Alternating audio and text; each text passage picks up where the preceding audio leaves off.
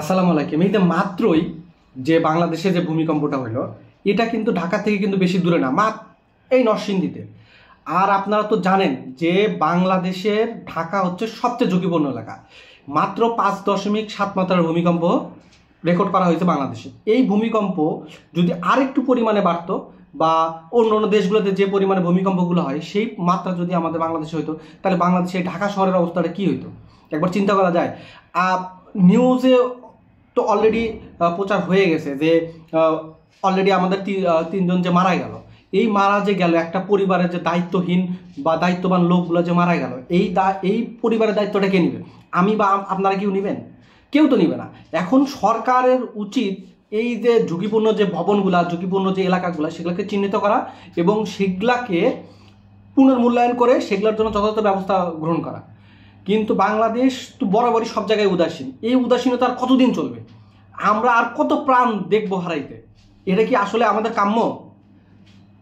এই যে একটা দুর্ঘটনা হওয়ার পর বাংলাদেশ সরকার যে কাজটা করে, একটা সামান্য পরিমাণ অর্থ দিয়ে তাকে ছেড়ে দেয়, যেটা হচ্ছে ফলো আপ করে মিডিয়া আপনার প্রচার করে।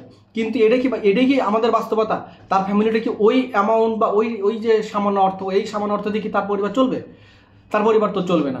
আমরা তো তারপরে তো আর পরবর্তীতে আমরা তাদেরকে কোনো খোঁজই নেই না বা কোনো খোঁজ খবরই রাখি না। আসলে আমাদের নিজেদের ব্যক্তিগত সচেতনতা প্রয়োজন। ব্যক্তিগত সচেতনতা থাকলেই শুধুমাত্র আমরা এই সমস্ত দুর্ঘটনা থেকে বা এই প্রাকৃতিক দুর্যোগ থেকে আমরা মুক্তি লাভ করতে পারবো।